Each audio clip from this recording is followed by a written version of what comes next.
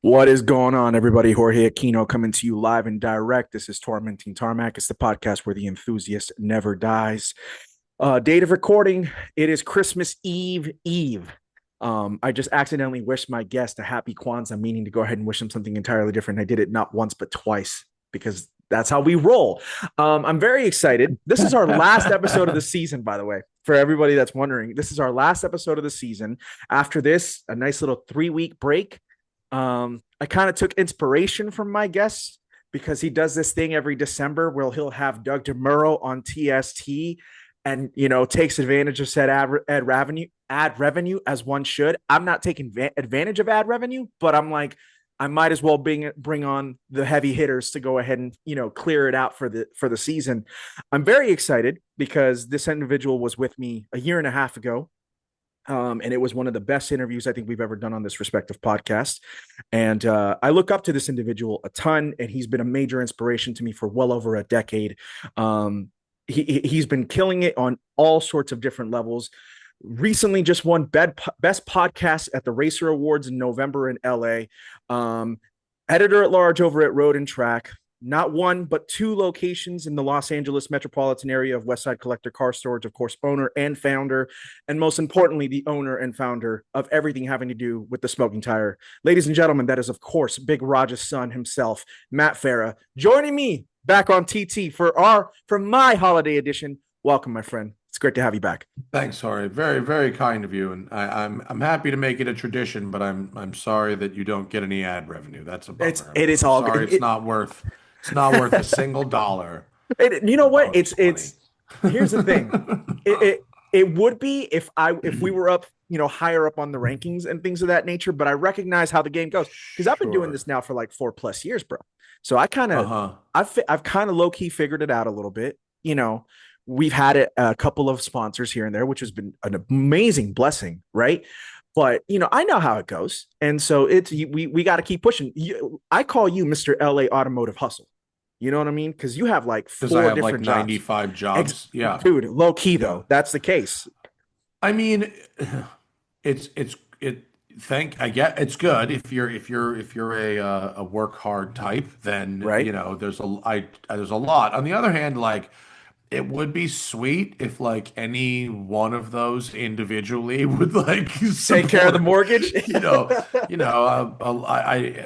I don't want four jobs, I don't think, but here Yeah. we are. And I mean, what's nice is, it's like a diversified investment portfolio. It's a diversified employment portfolio. And so, Amen to that.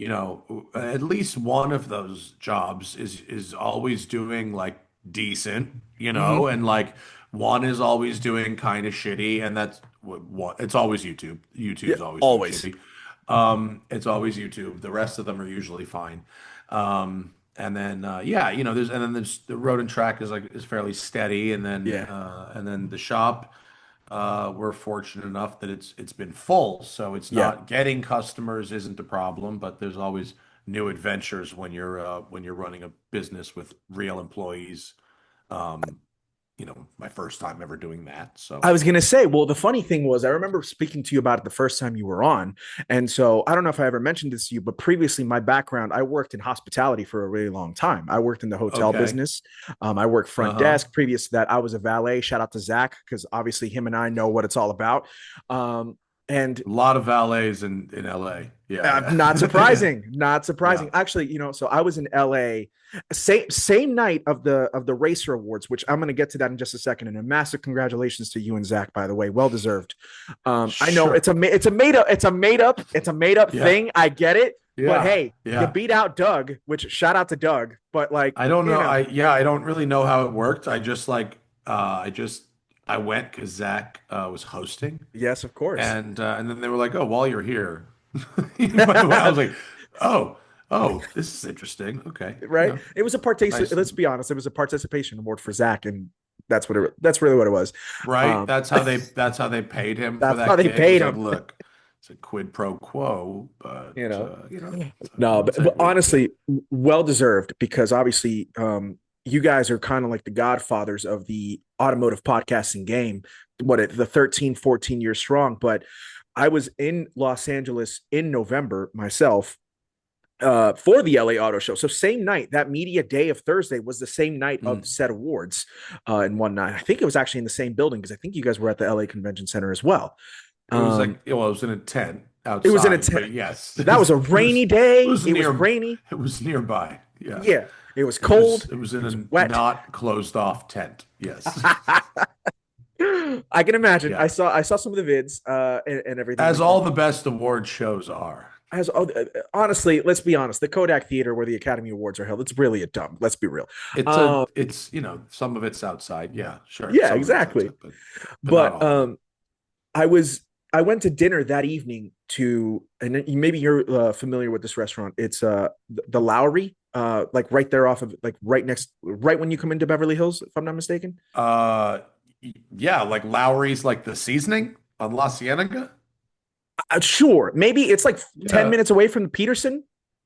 sure. Yeah, that sounds Yeah, right. yeah. Yes. So I Okay. went there with a couple of good friends of mine. Shout out to Ryan Barkey and Dan Pilling. So we went there and we had dinner, and one of the best steaks I've ever had in my life. Right, but the funny thing Yeah. was they were saying like, and this is where valet parking was invented. And I was like, sure it was. Sure it was. Now that being said, they opened up in the 30s and whatnot, like during the golden age of Hollywood and whatever. So you can kind of believe them, but they can also be completely full of Oh, they're crap. literally claiming that that restaurant is where they invented That's it, valet LA. parking. That's their claim. Yes, Oh, sir. oh, I that's can kind of interesting. believe it. I can kind of believe it. West Coast in the I 30s, really Hollywood. think, I mean, it does track. I mean, Right. LA was a city built around cars. I don't know necessarily about because of Hollywood or anything, but like it does track that there would maybe be, require that, or they would sell it as a luxury. I do kind of wonder, like, if you ever think about like the first person to ever eat an oyster or a lobster, like how hungry that person must have been, because like those are gross looking things if you've That'd never be tasted great. them. Yeah. And like the same thing with valet, like the first guy to pull into a lot and be like, wait, so I give the car to you? And I What? give you Like, money yeah, like well, I could almost guarantee you that they are not that the first people to do valet were not charging for it. You couldn't do that. That would have been added as a because if when that type of restaurant like Lowry's opened in the 30s, it would have been like a pretty pimp restaurant. That's what I'm thinking. And so it is the Spice Place, by the way. The It is spices okay. you can get Cool. at the grocery store. Yeah, it's the same one. And I wonder if people would have viewed that as a luxury or as a necessity, or as a what? You want me to do this? And like, ew, ew, Yeah. Um, yeah, interesting. Did you do any research and fact check them on this I claim haven't of being the yet. first? I need to go. So you're just Yeah. Joe Roganing I'm out, just just Rogan. pondering it Yeah, without checking first, just ladies and Roganing gentlemen, out. this is Yeah. exact reason why I have not become the journalist that I've been aspiring to be for the last decade. Is because I don't do Yeah. research, and the journalist who the one that I You look can up to the most ponder. just Well, if called me you're out not on going to it, do, and I should. if you're not, if you're not going to do the research, then you got to have a producer, or a co-host that could do it in Agreed. real time. So, That's well, that's at least I have told my best friend like we Dell. could, yeah. No, I've Someone told him a million should, times that if he were ever to go ahead and make it big, he's going to be my producer because he already does my music. So I'm just going to blame him for not already being my producer at this moment in time. So right. You should we'll just already name be. drop Dell and blame him. Yeah. Come on, Dell. Come Fucking on, do it. D.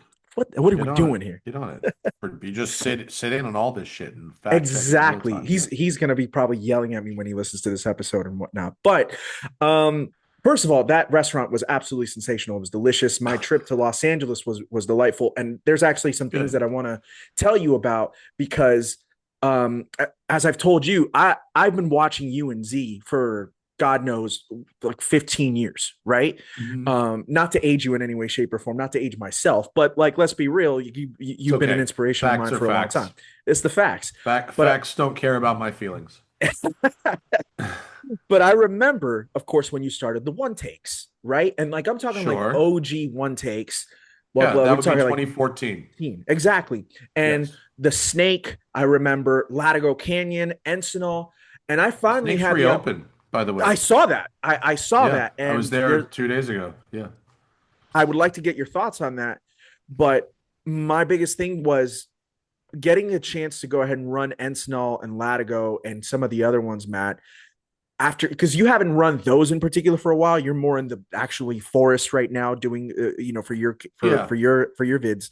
But man, when I tell you the envisionment of your videos came back into my head as I was driving them, Did you like, dude, pre-run the videos? You pre-run the routes just to check, you know? honestly, I kind of low key did. I was like, yo, does Latigo sound right, Ryan? He's like, yeah, and so does Ensign. I was like, I guess we're running them and whatnot. I And it mean, was you just just one of look at the those map things. and find the squigglies, you know? Yeah. Basically, that's literally that was the first thing that popped into my head was like Matt and Zach always say, check the squigglies. I was right off Pacific Coast Highway. I went to Neptune's Hmm. Net to go eat lunch. Um, Yeah.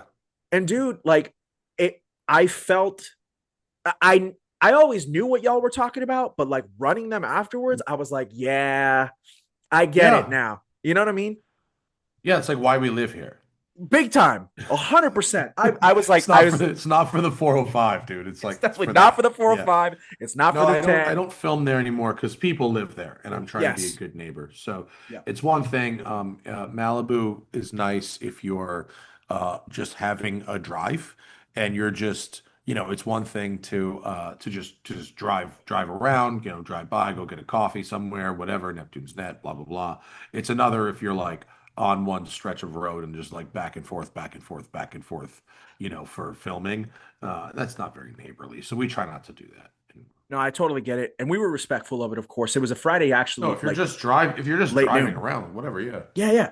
But it's one of those once you do it, you understand everything. Like it's like, wow. And you know, and by the way, the funny thing was you don't even have to have like a really good dynamic car. Like you'd want one there, but Matt, No, I like don't know, anything man. that's like above shitty is fine. Yeah, that's Like there's literally what certainly I was like told. cars you don't want, but as long as you have something Yeah. that's like not trash, you can have a good time. Yeah. Well, Plus, like if you're not from here and you come here and you um look at our Turo options, that's like different. It's like my wife was just showing our nephew who's coming to visit what what Facebook Marketplace looks like here. And it's a completely, he lives in Georgia. So our Facebook Marketplace selections are so much different than what his are. And so his mind was blown. Same thing with Turo. You look at exactly. Turo in Minneapolis or something versus Turo in LA. It's like, oh wait, there's like 12 R8s for rent on like any given day and 16 911 turbos. Like, there's stuff here. Yeah, no, it was one of those things of like I did think to myself, I'm like, can I swing it? And then I immediately looked and I was like, no, I cannot. But thankfully, I live in Phoenix, which is only 5.5 hours on a good day to get into SoCal.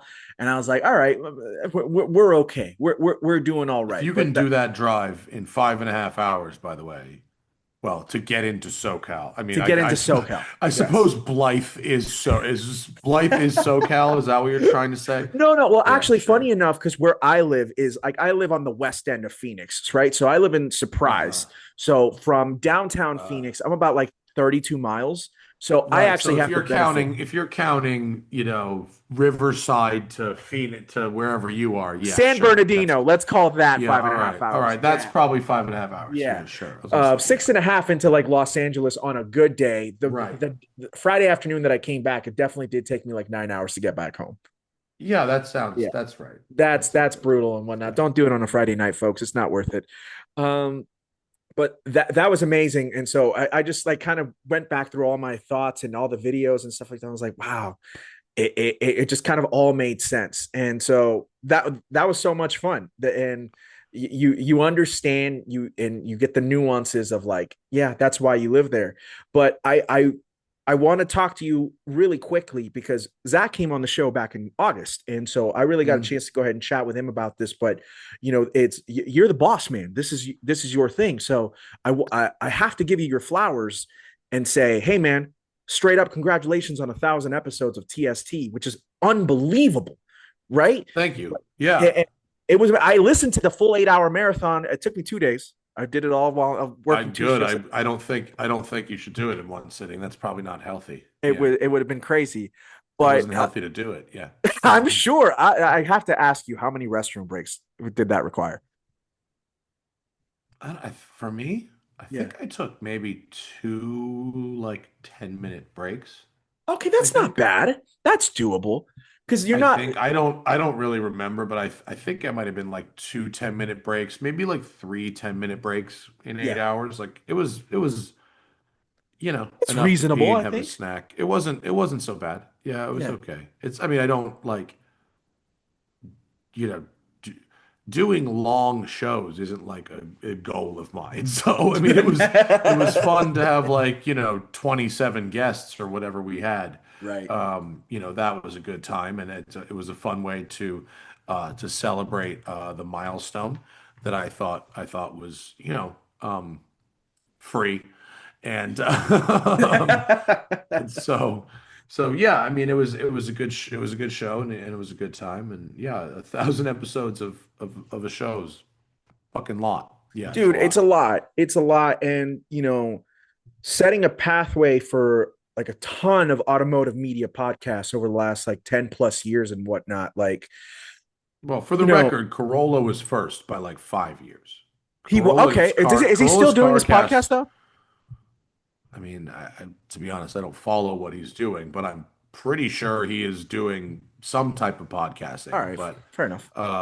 he has like a whole, network sort of Sure. podcasts. I'm not really sure what he's doing on any given week, but I mean, he had CarCast in 2007, 8. I mean, really was early on That that. was that was early. Um, Holy shit. Okay. yeah, no, I mean, when we started in 2010 or end of 2010 and beginning of 2011, um, it was kind of silly. Like my friend Chris was convincing me to do it, and I didn't really want to do it. And we were all, my friends and I, Zach and Thaddeus and Tom, we all lived in one house together, Nino, and our dinner conversations. Chris was like, "This should really be a podcast," and I was like, "No, no, everybody's already got a podcast. That's dumb." And that was in 2010, That was in when 2010. like Yeah. in reality, like two people had a podcast, like or three. It was like Tom Green, Joe Rogan, and fucking Adam Carolla. But I knew two of those guys, so I was like, "Well, okay, everybody." But it turns out that was, still pretty early, and the best way to get to 1,000 episodes is just to like not stop doing them. You know, like, there isn't much to it beyond like you make another one Right. and then another one and then another one and then another. You know what I mean? And like, oh, like you thought this was break time because it's another, now there's another one, Exactly. and then like, oh, you actually haven't done much, this week. There's like not that much to talk about because like there's another one, and like, you were with your family, on vacation the whole last week because like there's another one, and now you were on a press launch, and then you went to a thing, and now it's actually been 2 weeks, so there's actually four more, and it's like, that can get, not that it's hard to do two episodes of talking a week. I Yeah. mean, it's talking to your friends. How hard is it? But it's one of those. This is going to be a comparison that sounds terrible, but it's almost like waterboarding, where one drop of water on your head is not a problem, but on hour five, when you're like, well, actually that it becomes a problem, a little thing. And so when you're trying to work, four jobs, right? The Yeah. freelance schedule, and then have some kind of a personal life, and then have family, and blah blah blah blah blah. Greatest job in the world, not complaining, but it's that, to get to the 1,000 and not just go, ugh, fuck it, I'm taking 3 months off or whatever, to gather things, but just to sort of keep that march of time going in and around all these other trips and weird gigs all over, is like, it's actually kind of logistically interesting. It's Um, logistically a nightmare almost, dude. it can be. I mean, it can be, because if you're traveling for a week and it's two episodes, you have to either be somehow, you can't, and you also, you can't really be too far ahead. Right. Not with the kind of show that I do. If you're doing a show that's just interviews and the interviews are a little more evergreen, they're not, dependent on what's happening that week in cars, then you can record more ahead and stack shows and whatever. Like I used to do with those one takes when I was driving like random ass cars from history, I would stack them like 20 deep. Like I used to joke that if I died, like videos would still like be coming out like automatically for like a few months. It would be sort Right. of like weird and morbid because it was Nah, just dude, you pre-scheduled. you'd be like Biggie and Pac now, bro. Where like Yeah. we still get like new Pac verses and stuff like that, and No, it's but I been would, like yeah, I would 30 years. intentionally, yeah, it would Right, be right, yeah, intentional. I wouldn't just be stolen from my like family members trying to earn money from it. But with podcasting, you can't really do that. It needs to be, if you're talking about stuff that's sort of semi in the news, it needs to be sort of within a week or so. So you can't stack that much. yeah, Um, so if I'm going away on a trip, I've got to do the two shows from this week plus the two shows from next week. So that means I got to do four shows this week. Now I'm gone for a week. Maybe I can or cannot talk about what I'm doing. yeah. And when I come back, the day I get back, I got to do two shows. And so it's like wow, that's actually like quite a lot of shows considering the show airs twice a week, in the 6 days you were home, you actually have recorded 6 or 7 shows and in for a show that airs twice a week and time passes for you in a different way than it Yeah. passes for other people. And so it's it can be a lot just figuring out like what the fuck you're going to talk about. Dude, I actually recognize everything that you're saying because Yeah. I do stack my podcast and I like because I like the interviewing and whatnot. And oh man, I feel like it sometimes does bite me in the ass. Everything you just mentioned, where like, let's say the Toyota GR which did come out like 2.5 weeks ago and stuff like that. But let's say I would have gone ahead and done 4 interviews in 1 week and whatnot. And then 5 weeks later, I'm still talking about the Toyota GR or I'm just barely Yeah. bringing it up and things of that nature. You run that risk. But thankfully, like what I've come to realize and learn is, well, don't make the premise of your entire podcast episode around that particular subject. Add that as a talking point per se, but make sure that, my biggest thing has always been, I'm going to let my guests in particular tell their story or at least have a fun conversation with who I am talking with and whatnot. And that's worked for me. But boy, howdy, when I tell you, I decided to do this thing for the holiday season. I called it Castmas, like, it's the dumbest thing I could have ever come up with, like Vlogmas, but like Castmas instead. And I said, okay, I'm going to pull a you. I'm going to go ahead and drop multiple episodes a week for the entire month of December until we reach the Christmas holiday. Take off the Yeah. time until I'm back at it in January and I'll be fine. Logistically, dumbest thing I could have ever done, bro, because here I am trying to put out 2 podcasts a week for myself. I was able to go ahead and garner every guest that I could. That wasn't a problem. I was able to go ahead and talk with them and stuff like that. But scheduling, I mean, you and I had we're trying to figure out scheduling for our episode, and that was like all my fault and stuff like that. But that was like, I'm stacking 6 other people, and I'm like, yo, this is really hard to do with like an 8 to 5 job. And then you're a family man on top of that for myself. Like, so I completely understand where you're coming from in sense, trying to go like logistically trying to go ahead and put everything together. It becomes overwhelming very quickly. Yeah, and I one of the things I've learned is to don't challenge myself to do volume things like that, like you're doing. There's Yeah. not really a reason for it. It doesn't really, you don't need to push yourself to do that kind of volume. You're not going to really see a reward from it, so I just wouldn't do it. Um, but we did learn, we went to do Pikes Peak a couple years ago. Forget if Yeah, I it was remember like those episodes. 2022 or Yeah. 2023. Yeah. And we recorded like 4 or 5 podcast episodes of Pikes Peak, and we realized Pikes Peak was interesting enough for one episode. Right. And and so yeah, I mean, like you're talking about with a new car coming out, and you're trying to interview 4 different people about this car. I think the audience's appetite for that, is probably more like one. Um, So, you can craft that into one very interesting one or do little segments. It's more about the SEO anyway than the Yep. content of it, unless, I mean, in terms of like what the title is of the podcast. So, if it's a segment that you drop into a bigger, greater show that's really mostly about something else, then you could probably stretch out the usefulness of those segments in a certain way that works. I completely agree. I mean, that's the thing that we tend to learn, right? Because we're playing around with whatever this algorithm is, whether or not from your perspective it's YouTube with the videos or even the podcasts themselves. And then in particular, at least the good thing is I remember you so eloquently went ahead and put this when we first podcast this together, is that the way that your creativity works best is, you said podcasting, writing goes together hand in hand. Video is what you would go ahead and put below that and whatnot. So being able to go ahead and format a story and whatnot into, you know, where you can just focus on that and that's all that's going to be the focus of it, must be rewarding in the sense of you can carefully craft it to however you so want to be able to, I guess, put the effort out to everyone. Is that fair to say? I'm sorry, are you talking about writing?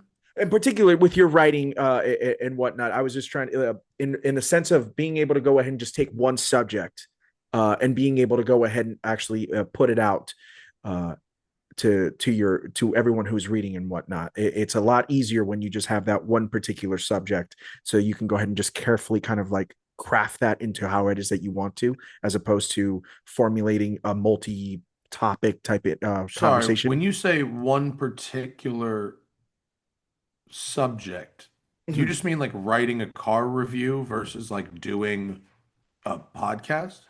I mean, whether it's a car review or a story on one particular car, like for example, I'll try and elaborate as best as I I'm can. sorry, Like, I don't really understand your question.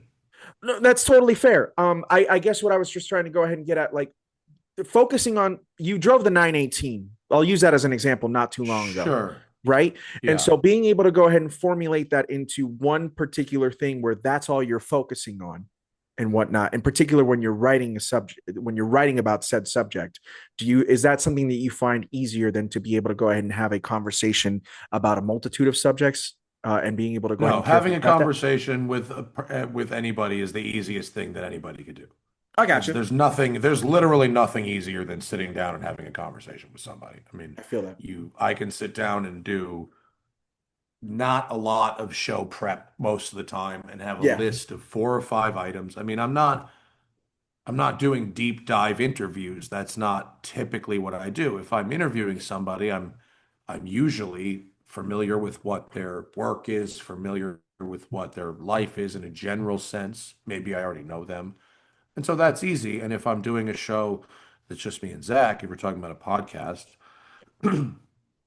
I have a either I'm talking about a car I've driven, I'm talking about a thing I participated in, I have a knowledge of that, or if we're talking about a news story, I've read it usually. Sometimes Zach finds stuff that I haven't read, but that's easy. I mean, making video is difficult because you're not authentically having an experience. You are pretending to have an experience for the audience. You're presenting the image of an experience to the audience that you're not actually having, right? Mhm. You're acting. You might give your honest thoughts about the car, but you're talking like you're just like ripping around a track, but you're not ripping around a track. You're like doing 2 laps with the cameras here and stopping, and then Mhm. moving the cameras and doing 2 laps like that. And then you're doing this like slow car to car. And then you're putting the cameras like this. And then you're putting the cameras on a corner and driving back and forth a bunch of times. Like the video looks like you're having one 6 lap, like six session, but you're not doing that. You're doing these little things and then putting them together. And so don't get me wrong, like doing those little things can be fun and an interesting way to make a living, but you're not having the experience that your final product represents, right? You're crafting an experience for the viewer. With writing, I get to actually have that experience. Mhm. I don't have to pretend to have it. I can really have it. And then I can think about it. and I can make notes in between doing stuff, and I can talk into my phone, voice record voice notes, and I can get thoughts out in real time. If I have a metaphor, or I can compare this to something else in life, I can say it into my phone while I'm driving or whatever. But I'm authentically having the experience. I then am able to, on the flight home or wherever, think about it a little more. Drink some wine, just think about Right. what and how that compares to other things in life, and then I can write an outline. That's cricket up there. What's Then up, I can, Cricket? I can write an outline. I can move things around, and then I can write something. And Yeah.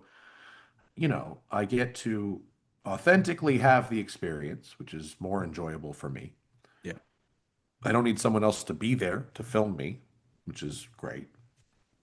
Or I don't need to be setting up cameras and crawling all over a hot car by myself before Right. having to then be in front of that camera. I don't mind crawling all over a hot car. I don't mind doing, the work of setting up cameras, but it sucks to then to immediately pivot from that job to now I'm the host.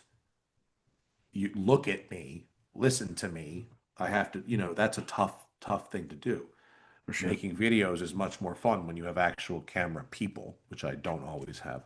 Exactly. So with writing, you get to have that experience and authentically, and then authentically have it, process it, craft a story, the constraints of maybe a limited word count for the magazine or whatever provide challenges that I think are welcome. If it's for print, I have a literal fact checking team that reads what I've written and asks me questions. And where did you get this bit of information? This says 0 to 60 in 3.2 seconds? What's the source? They listen to my recordings of interviews if it's that kind of story, and they fact check things, and I like that. I welcome that. Occasionally I get things wrong and they fix them, and occasionally they need something clarified and I've gotten it right, but maybe I wrote it in a way that isn't the best or something. Hmm. And and then the end product that the audience gets has not just been done by me, it's been gone through by several professionals that make sure it's good and right and whatever. Um So I think that process is both more enjoyable for me Hmm. and you get a better product as the consumer. Um, Mainly because of the amount of time in between when I drive the car and when the final word is crafted and I say, okay, this is good, go. Right. Because with a video, I have to get predominantly everything I need on camera while I'm there. Hmm. You can voice over stuff and fill things in certain ways, and but the car's gone. You're no longer there. The track's go. You know what I mean? So you got a certain amount of time. You got to get as much in the can as you possibly can on limited resources, and you don't always have.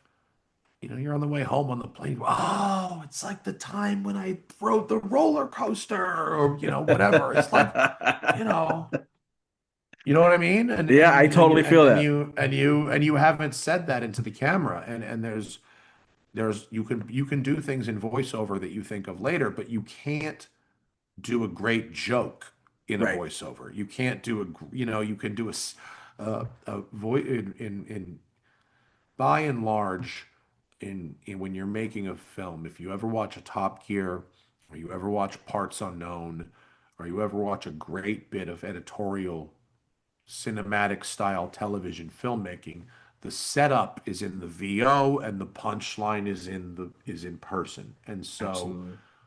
if you don't have the punchline done into car, there's not much you can do later to add a good Right. joke. So Yeah. so anyway, just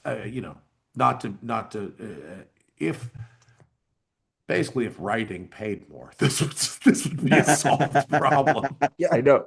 No, and and I could have asked that question a little bit better to get to where I was going to. And I recognize Which that, but one I'm which one pays the least? right.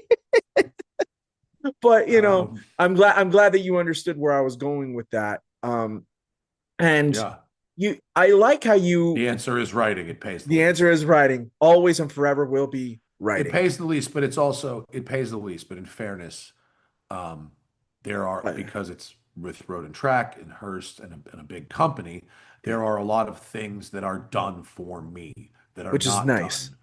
Yeah, that are not done when it's just me. For instance, if I am to test a car on a racetrack, somebody has rented that racetrack for me. Yeah, If there's a quite a large number of resources that the magazine has that are, applied to my editorial work. That yeah. that's cricket. Are you okay? Cricket wants to be a part of the podcast, Matt. I'm There's cool a with that, there's a brother. large amount of resources that are applied to the work that I do. So I Yeah. it's okay. We're No, I happy mean, with where we are. I, I'll always remember when you first started to be when you got the editor at large gig over at RT. The Road and Track business card is a hell of a business card to have in your pocket. You know what I mean? Like Yeah, no, it 100%. helps. It Yeah. does help. And also like it helps. It's a fun group of people. Yeah. It's a fun team when we do performance car of the year and we're all together as a group, sharing these fun cars um and we have resources to work with. Like I said, great photographers, great fact checkers. And in this sort of um we're entering the sort of era in time where all digital work is like about to be questioned. Like, is it AI? Is this made by humans? Is this manipulated? And so, you know, having a printed magazine, as Mhm. as as bad as it is for the environment to print things on paper, to have this printed magazine that was fact checked, someone chose the paper, someone chose the fonts, someone it was, made by humans. Right. And will be is a, sort of a permanent record and a Yeah. thing you can touch and hold is a very rewarding thing. I want to get back to you on that in a second because you're so right. But because you brought up the experiences really quickly, we didn't really get a chance to talk about this when you were first on.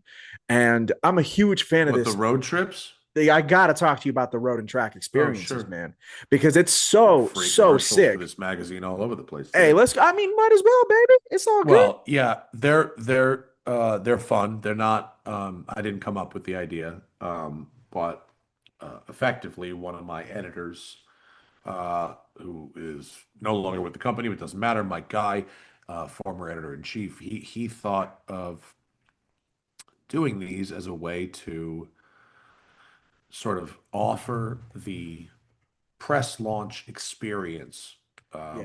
but for regular people that would never get to go on a press launch. And of course, they're using their own car, but the idea of, well, here's track time, here's great meals, here's great hotels, here's a curated drive route, and here's some stuff for your spouse to do who may or may not be as into cars as you. Um, and we'll have experts and we'll have, sort of car adjacent celebrities and they have me leading the whole thing and hanging out with people, which is fun.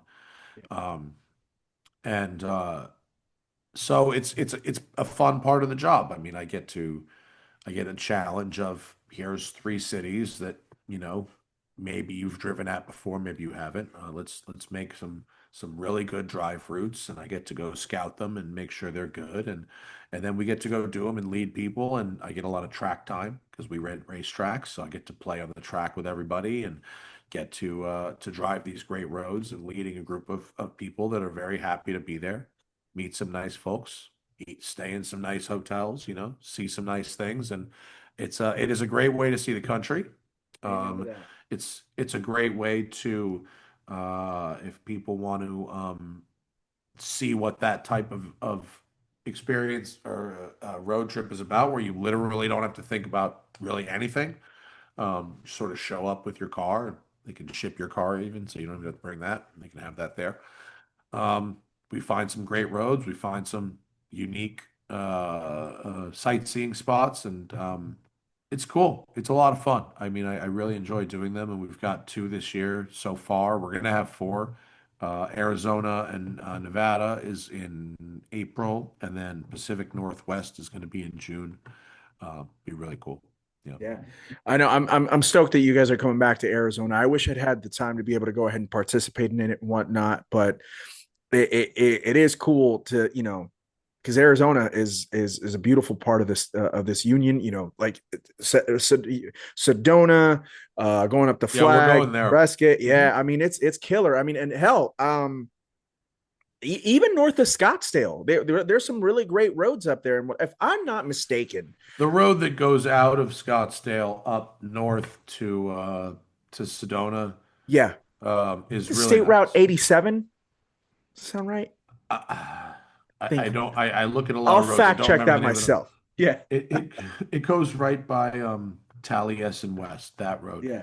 It's like the only curvy road that leaves Scottsdale. True. It's true. Starts out going east and then Yeah. turns north towards Sedona. Yeah. Yeah. I remember, if I'm not mistaken, boy, howdy, this is a long time ago, but I'm pretty sure you did the 720S Spider launch there. Does that ring a bell? 720S Spider Yeah, with no. Kristen Lee. It was in that video, Yeah, in that one take. yeah, maybe. Could have Right? been. I think so. No, could have been. Maybe. I think that was Palm Springs, but maybe it was Arizona. No, it could have been Scottsdale. Yeah, it Yeah. could have been. Yeah. Sure. It Just rained in the desert. That's what I it did. remember about Yes, that. exactly. That But was what I was going to get to. I don't recall exactly which desert. There's a few deserts. I don't remember which one that was. It could have been Scottsdale. Sure. Yeah. No, Say but so. it's just a beautiful part of the state and whatnot. So I'm really happy that you guys are running it back over here and Yeah. everything like that. And it should be a magnificent time. Um, so I have a friend of mine. I actually just name dropped him earlier. His name is Ryan. Ryan does a show up in Denver, and it's called That Car Show. He does it with my friends Dan Uh-huh. Pilling and another friend of mine who is actually a SoCal native, Lindsay Jesh. Um, Oh, and I know so Lindsay. you know Sure. Lindsay. Shout out to Lindsay. Yes, I know Lindsay. Yeah. Everybody knows Lindsay. Well, she does Lindsay knows PR for everyone. Gunther Works. It's very Yes, important that I know Lindsay because she makes cars appear at my house. Listen, Lindsay is a very sweet gal, and yeah, we love Lindsay. And so Ryan, he owns a 718 GT4, obviously the twin to your Boxer Spider, of course. And so he went ahead and messaged me earlier, and he said specifically, "Hey, tell Farah that I just ran a Boxer Spider that is owned by a friend of his up in the Denver area, and he did the gearing and the lightweight flywheel, but he didn't do yeah, he didn't do the demand motor. But he yeah, said specifically he drove that one in particular, and he said, "Yep, it is just as perfect as you've been describing it." So I yeah. If wanted you to had throw to that out there choose to you. one, yeah, he's right. If you, yeah, sure. If you had to choose one, the motor is very, very expensive and not for everybody. That's a pretty hardcore thing to do, change your Yeah. entire engine. Um, But if you can do the gear set and you are actually having less strain on your engine, not more. And it is expensive, but it's way less expensive than Porsche horsepower, which is, Yes. really that adding horsepower in a Porsche, a naturally aspirated Porsche, is an extremely high ticket item that is really not for most people. So yeah, no, I mean, agreed. Agreed. Yeah, Check. We're yeah, good. yeah. Yeah. Agreed. How Mhm. so how long has it been since you've had the demand with the boxer? It's been like what, 3 or 4 years now that you've done it? Was it three I mean, years? it went into the car brand new, and I Yeah. got the car the car came in like August of 22, Okay. and then I actually took delivery of it in December of 22. Oh yeah. Oh, speaking of which, hang on for 1 second. I can't not keep going without issuing. wishing Mr. Farah a happy belated birthday. Can't do that. Happy belated birthday to Oh, you, good thank sir. you. Yeah, for I sure. mean, it was, Cheers. yeah, it was like 23 days ago, but Mhm. sure. Okay. Thank Hey, you. man. I mean, Thank you. we didn't have the podcast going on Mhm. 3 weeks ago, so I had to go ahead and make It sure to go was, ahead and we, put that out there for you. Hopefully, it was thank a you. yeah. Hopefully, it was a marvelous It time. was, thanks. Yeah. That car was supposed to be a birthday present for my 40th birthday, but it actually didn't show up until my 42nd birthday because it took Exactly. so Shout long out to to get from. the. I think it's still somewhere in the Atlantic at this point.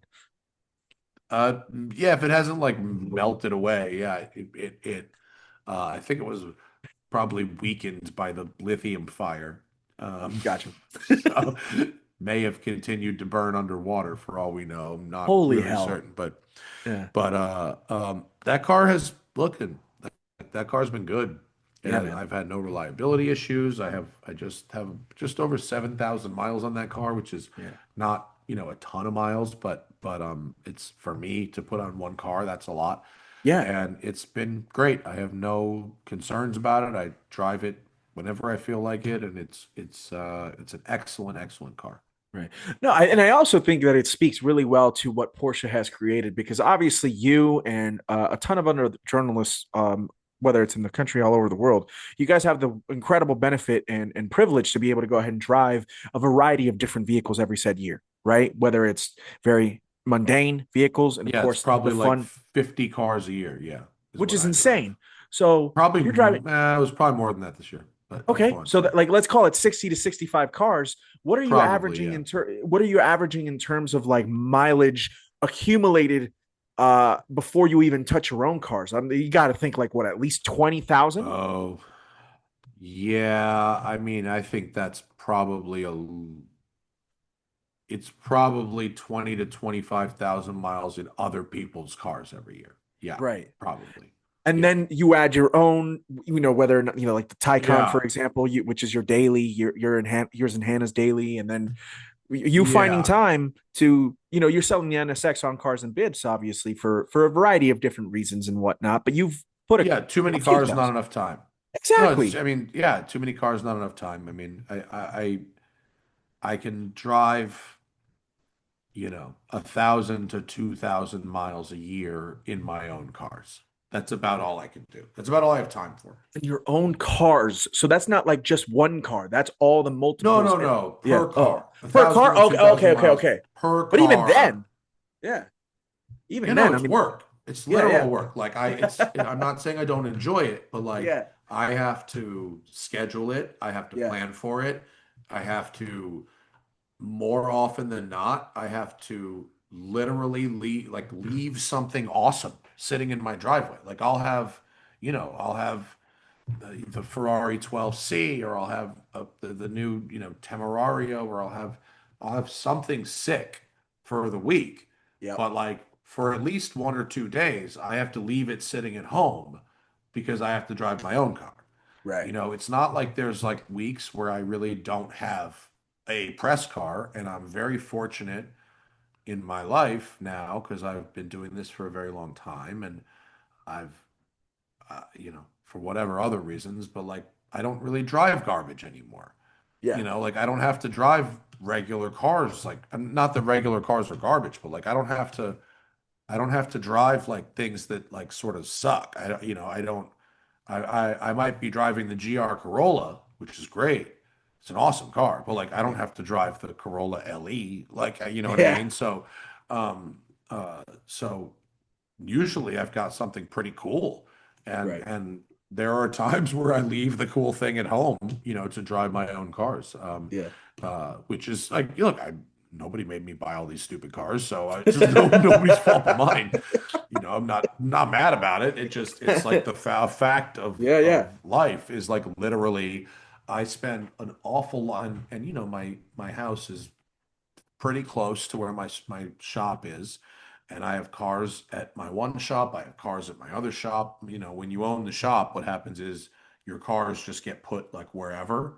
Like I Right. don't have like Matt's spots. Like Right. I sell those spots to people. So my Yeah. cars are just like and I'm gonna fix that problem with my new building. Finally, giving myself actual assigned spaces. But Matt's area is finally going to become a thing. I Yeah, am let's after go. 10. It's gonna be almost like 10 years by the time we started That's this. right. Holy So I'm crap. actually Because, like, gonna, yeah, I'm actually gonna. Well, this from when we started building the first one until when we open the third one, it'll be 10 years. So like finally I'll have my own spot. But the amount of times the amount of time I spend thinking yeah, of, okay, well, the spider's at the house yeah, and I need to get to Gardena. So, and I need to get the Manx home from the shop, which is in Playa. So I'm gonna drive da, da, da, and then I'm gonna take a Waymo from there to there, and then I'm gonna do this. Okay, well then tomorrow I have to have the NSX here for the photo shoot. Okay, so I'm gonna drive the Manx to here, and then so like there's no like rhyme or reason to like which cars live where. It's just like yeah. where am I going, and I just like make that into like a leg of the triangle. I know. And then you involve motorcycles, and it's like a whole thing. Dude, I mean, you you start to understand why people then have a fleet manager for their respective, and mind you, you only have like, I mean, what are we at right now, I Matt? have a fucking Six? fleet manager. I have a whole business This that is my true. cars are But customers are that's this. true. I That's have that. yeah, I have that, but what I don't want, what I don't like is like even my guys who I trust with anything, customer right. cars, like whatever, like I still want to drive my own cars Of like around. course. Like if I have a car that has to get to a shop or get to somewhere and I'm not around, like I will have one of my guys do it. But like most of the time I prefer to do that stuff myself. Yeah, And by the way, the guys are working on customer cars. So like right, my stuff needs to get washed. My stuff, if I need to do the car shuffle, it's have this ready because I'm gonna da da da. But right. like, yeah, no, I mean, usually I do have that I have people. I do have people, Yeah. but but I it's know a still not guy. enough. It's still not enough. No, I hear you. Um, So right now the NSX is on Cars and Bids. I think you guys are yeah, doing an extended run. It's a day 11 or 11-day run as opposed to your typical 7-day run on Cars and Bids. Is that right? yeah, and Yeah. and they didn't tell me they were doing that. I didn't know they were going to do that. Oh, okay. So that wasn't like part of the pitch. I did not know they were doing it. They did it because they didn't want auctions to end on either Christmas or New Year's, which Which makes total good, sense. Yeah, yeah, good. Like nobody's doing it. So mine ends the 29th, which, we've got some great action on it, but yeah. it's a very, very nice car. I mean, the photos really speak for itself. I think it's very, very, I mean, if you look at the undercarriage photo, it basically looks like a brand new No, car. it's a banger, and Um, and it's an it's crazy. NSX. So, Yeah, yeah. I mean, so I'm well, only it's putting not. I it mean, out there. look, NSX means a lot of things, True. and because they made a lot of them in the early '90s and much, much, much less in late in the 2000s. And mine is an '05 final year car, so very rare.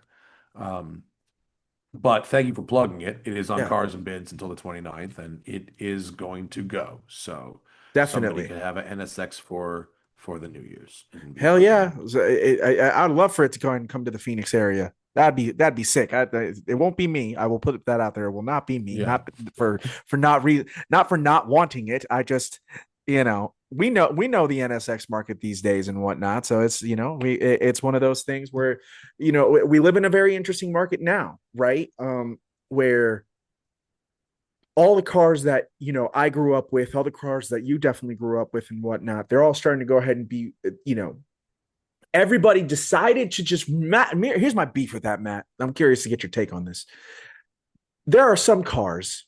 I've heard you and Zach talk about a few cars on the podcast and stuff like that, where some cars in their time, nobody really liked them that much. And all of a sudden, 25, 30 years later, it's like now all of a sudden everybody's like, oh, that car was actually a lot better than what I remember. And now I'm going to go ahead and drop $65,000 on it just because I want to. And for anyone who perhaps did want that car and has loved that car from the inception of it, and then they start to run into this market adjustment of like, Damn, man. Now everybody figured out what I've known for like maybe 10, 15 years, but I just didn't have the Right. cash to accumulate. And that's always been what I like. So nobody has a responsibility to keep prices low for True, others, true. right? Like That's like fair. it's not healthcare or housing. We're talking about sports cars, okay? Yes. Like I believe in like I'm like basically a socialist. Like I'm a progressive and I believe in like a very very strong safety net Yeah, of socially. course.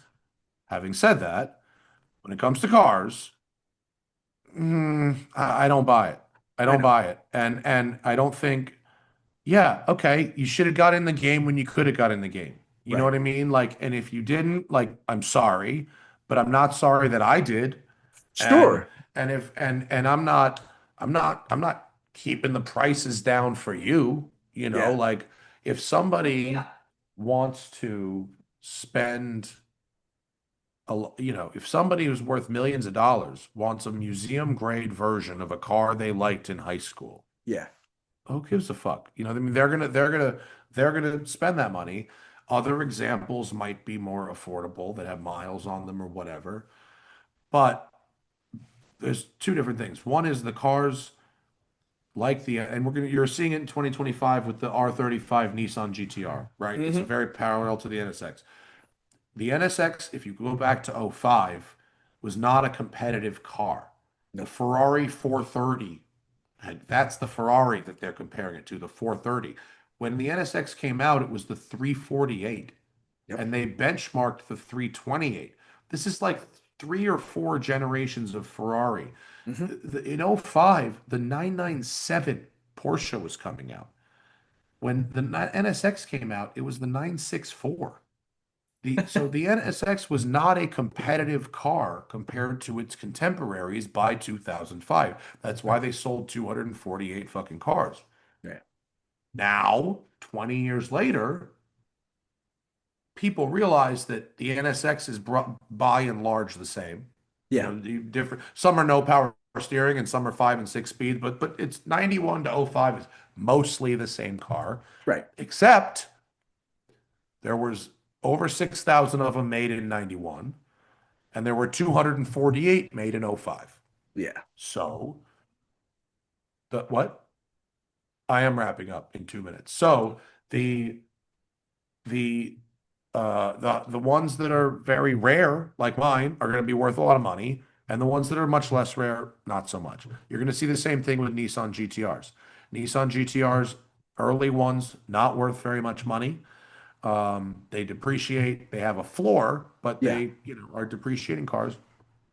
Whereas I don't know how many they made in year 2025, like they just ended production, but it was like 120. Yeah. It's And insane. so, yeah, and so nobody wants them because it's an outdated old ass fucking car. But believe you me, in 20 years, those 2025 GTRs will be worth a lot of money.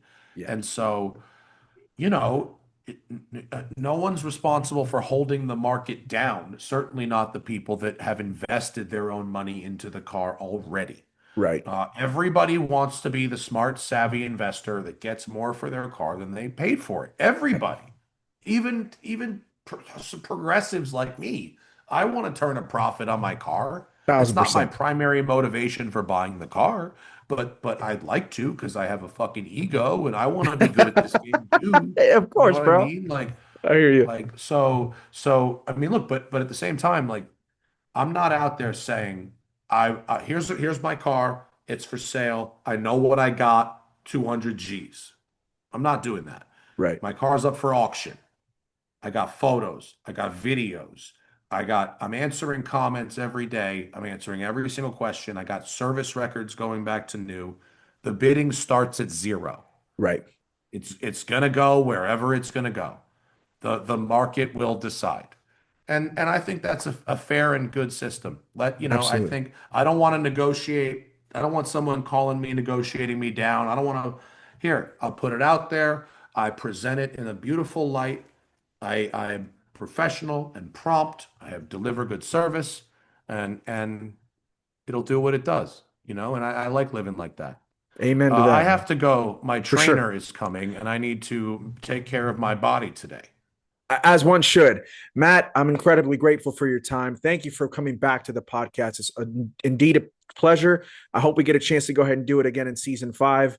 I wish you and Yeah. the family and Zach and the whole crew over at WCCS a very happy new year. And thanks for your time for hanging out with me today. I really appreciate you, brother. Thanks, Jorge. Thank you for having me. Merry Christmas. Happy New Thank you. Year. See you next winter. Very much so. Very much so. That's Matt Farah. Check out Smoking Tire podcast. Check out the Notice Canyons new collab coming very, very soon for those Patreon Thank members you. and all that good stuff.